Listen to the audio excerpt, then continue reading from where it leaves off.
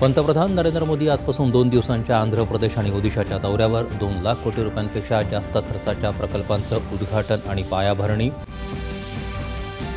18व्या अनिवासी भारतीय दिवस संमेलनाला ओदिशामध्ये प्रारंभ. 50 देशातले भारतीय समुदायाचे सदस्य सहभागी. पंतप्रधानांच्या हस्ते उद्या संमेलनाचं उद्घाटन.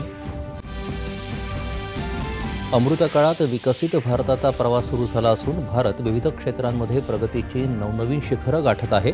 डॉक्टर एस जयशंकर यांचं युवा अनिवासी भारतीय संमेलनात प्रतिपादन. मालदीवचे संरक्षण मंत्री मोहम्मद घासन मोमन आजपासून 3 दिवसांच्या भारत दौऱ्यावर. संरक्षण मंत्री राजनाथ सिंग यांच्या समवेत द्विपक्षीय बैठकीचं आयोजन. एक देश एक निवडणूक या संदर्भात स्थापन केलेल्या संयुक्त संसदीय समितीची आज पहिली बैठक.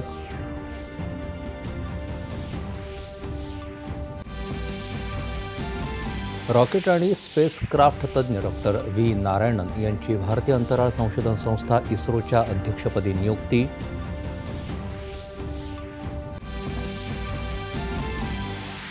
नवीन राष्ट्रीय शैक्षणिक धोरणाअंतर्गत देशानं परिवर्तनाच्या युगाला आरंभ केला असून डिजिटल युगात ऑनलाईन शिक्षण हे एक महत्त्वाचं साधन बनलं आहे. राज्यपाल CP राधाकृष्णन. मुख्यमंत्री देवेंद्र फडणवीस यांनी जाहीर केला 7 कलमी कृती कार्यक्रम. येत्या 100 दिवसात प्राधान्यानं करण्याच्या कामांबाबत प्रशासनाला दिल्या सूचना.